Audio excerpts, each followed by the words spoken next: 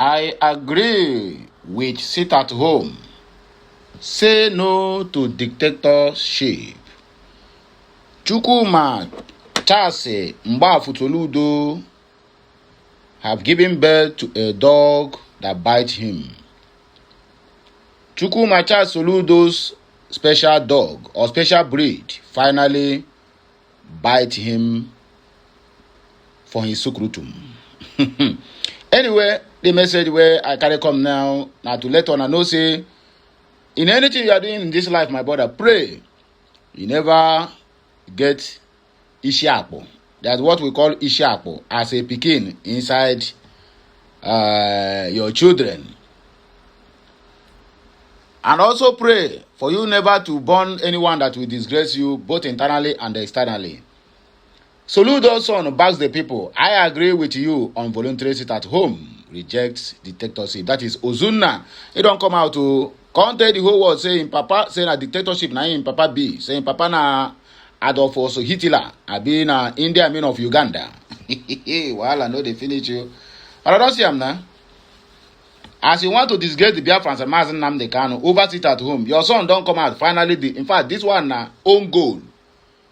You don't use your own gun, can't shoot your leg. Anyway, my wonderful people, let us go straight to the reason why we are here this hour, whether morning, afternoon, or evening. I don't know the time where you are or where you are hearing me from. On the other headlines we are going to treat as we move forward. Genocide, we never admitted not verifying our data. Emeka Uma Abalasi, that is the man behind the coming of Donald J. Trump on the 25th of December 2025. The man, everybody that's supposed to be showering with blessings and also giving him his accolades and flowers. But instead, the Zoological Republic of Nigeria, Yaribas, Yaribawa, Yaribanza, Afonjasi, the Fulanis, or whatever they may call them, turned against him and said he invited Trump to come and buy them. If not for the intervention of Trump on the 25th of December 2025, by now, many families will still be mourning because the kind of attack these people want to carry out that very particular day, my brother, it is overwhelming. In fact, it will call the whole world attention to Nigeria. But this guy stopped that attack by reporting exactly what is happening in Nigeria to New York Times or whoever that read the message to Donald J. Trump. And the thing happened the way it happened. Instead of them to thank him, to praise him, for them to celebrate in the next, since 15 good years, 15 years ago, that was since 2010, if I'm not mistaken. 2025 December is the only December that people have celebrated without no tears, without no mourning, without no crying, without no, this December we're not going to celebrate it again, because of one of our own have been killed by bandits. Another information here, drama as angry workers chase FCT minister Wike's convoy. Our oga, we talk say him be olori oko. We talk say, say without him, Turumbu government no go function.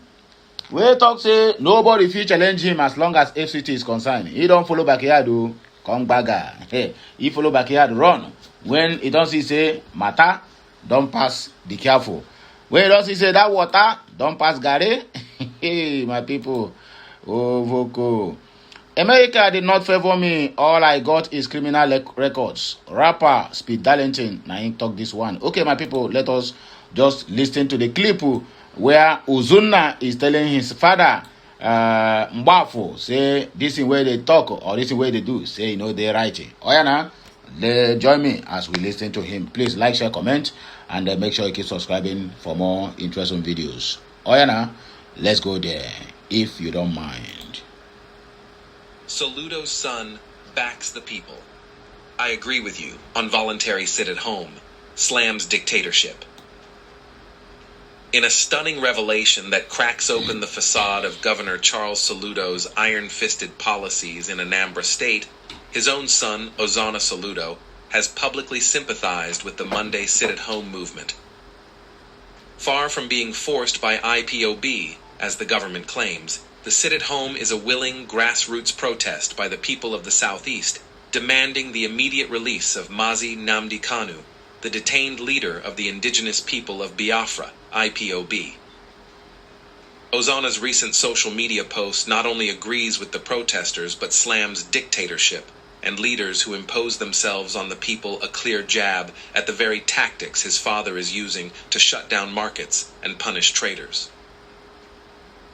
Ozanna Saludo, a musician and creative mind known for his independent streak, posted a message that's sending shockwaves through the region. Here's the full statement that ignited the fire. Do you guys want dedicated Monday sit-at-home content? To make your sit-at-home a little more vibey? Because that's the best I can do. Update. I post, and you all let me know what is happening, but my stance is always the same. Even though a lot of times I agree with you, I am not ever in support of any kind of a dictatorship or leaders who impose themselves on the people, but my stance still remains. I am not an extension of the government. I am not a mouthpiece or a representative of the government, so if you want to lay out your grievances in my comments, that's fine, but that still remains a long shot from the resolution you seek. Breaking this down, Ozanna isn't just offering vibey content to ease the boredom of Mondays. He's acknowledging the sit-at-home as a legitimate reality born from the people's frustration. By admitting he agrees with you often, he's aligning with the core grievance. The unjust, prolonged detention of Nnamdi Kanu by the federal government. This isn't coercion, it's civil disobedience. People aren't hiding in fear, they're choosing to stay home in solidarity, protesting a system that ignores their calls for justice and self-determination. His outright rejection of dictatorship hits home amid Saludo's recent shutdown of Onitsha main market. The governor's move, framed as a bid to restore order, is nothing short of punitive authoritarianism. Traders, already battered by economic hardships, are being forced to open shops under threat of seals and fines, all while the root cause Kanu's detention festers unresolved. Ozanna's words expose the hypocrisy. Even family members see through the narrative that sit-at-home is voluntary resistance not enforced. Let's set the record straight. The sit-at-home is not enforced by armed groups, as the media and government spin it. Across Anambra, Imo, Enugu, Abia, and Ebonyi, ordinary citizens are willingly participating as a non-violent form of protest. Why? Because Nnamdi Kanu's detention since 2021 symbolizes the broader marginalization of the Igbo people. This voluntary boycott has deep roots in history. It echoes the spirit of the 1967-1970 Biafran War, where the Southeast fought for survival against systemic oppression. Today, it's a weekly reminder. Release Kanu, engage in dialogue, or face continued economic self-sabotage. Families, traders, and workers choose to sit at home, not out of fear, but out of conviction. Reports from the ground show empty streets, not because of threats, but because the people are united in their demand for freedom and fairness. Governor Saludo's response? Instead of addressing the federal government or pushing for Kanu's release, he's turned on his own people. The Onitsha main market closure is a classic divide and rule tactic, pitting traders against protesters and framing the movement as economic terrorism. But as Ozanna implies, this imposition only fuels resentment. If even the governor's son sees the validity in the grievances, how long can Saludo ignore the writing on the wall? The sit-at-home isn't isolated. It's intertwined with rising insecurity in the Southeast. Unknown gunmen, cult clashes, and state-sponsored violence have turned the region into a powder keg. Yet the government blames IPOB for everything, using it as an excuse to avoid real solutions. Kanu's release could de-escalate tensions overnight, allowing markets to thrive and lives to normalize. Economically, the shutdowns are devastating. Onitsha, Africa's largest market, loses billions weekly. Small businesses collapse, families go hungry, and youth unemployment soars. Saludo's solution of forced openings ignores the voluntary nature of the protest.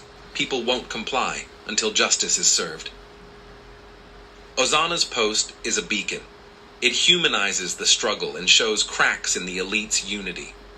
By distancing himself from the government and inviting grievances, he's subtly urging action beyond complaints, perhaps organized advocacy, petitions, or even federal negotiations. This is a turning point. If Saludo's own blood can empathize with the people, the governor must listen. The sit-at-home will persist as long as Kanu remains in detention. We call on President Bola Tinubu, release Nnamdi Kanu unconditionally. To Saludo, reopen markets without threats, advocate for your people, and stop the dictatorship. The people of the Southeast are resilient, but their patience isn't infinite. Ozanna's message proves the tide is turning from within. Join the call. Free Nnamdi Kanu. End market shutdowns. Southeast united. So that is the message. As you all have listened to Ozanna Saludo, the first son of the governor, who is also, I beg, let me not talk. When I go take throw me into. Okay, genocide we never admitted, not verifying our data. Emeka Ume Abalase slams New York Times demand behind the 2025 coming of Donald J. Trump to the Sokoto Caliphate. Civil rights activist and executive director of Inter-Society Emeka Ume Abalase has slammed the New York Times for publishing that they admitted to not verifying their data.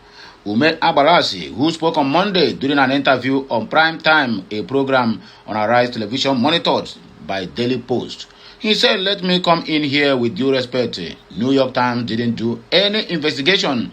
They say we admitted that we don't often verify our data. That is exact word of New York Times. And to that extent, we disagree. It is totally incorrect. That was not what we told New York Times. What is the point of granting the New York Times an interview if we don't verify our data? Then about the data, the New York Times also became economic with the truth. In our report, we stated clearly in our report that both Christians and Muslims have religious freedom, and our data estimates that between 2009 and 2025, not fewer than 125,000 Christians and an estimated 60,000 Muslims were killed by Islamic jihadists. We are not referring to data released by National Bureau of Statistics belonging to Nigeria government that stated that between 2023 and 2024, 614,000 Nigerians were killed as a result of insecurity. Look at the number of people they are calling. That is not the data we are talking about. We are talking about religiously motivated killing. That is the one we are referring to, okay?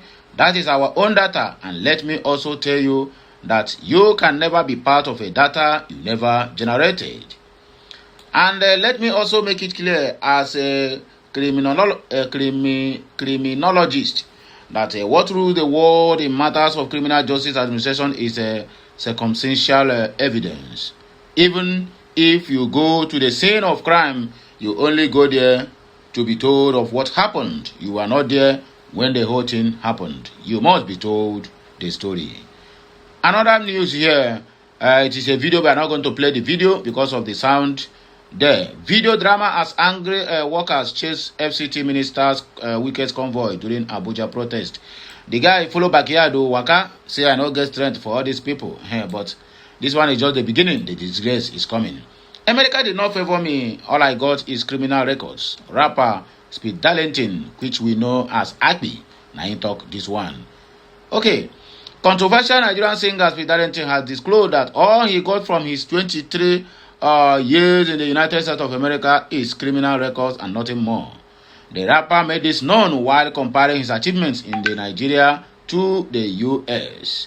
Speaking in recent video cited by Daily Post, Darlington, who explained that he left America with nothing, stated that he built his mansion with the money he made in Nigeria. In conclusion, he said, "I love having access to the US anytime I want, but my mansion money with swimming pool on top came from Nigeria. That fight I had with Portable was how I finished my mansion taking. That money helped me very well. That fight did not take place in Las Vegas. It took place in Lagos, Nigeria. It is better to be in a forest, climbing trees, and be free than to be in a center of everything and being caged. I do not leave America with money.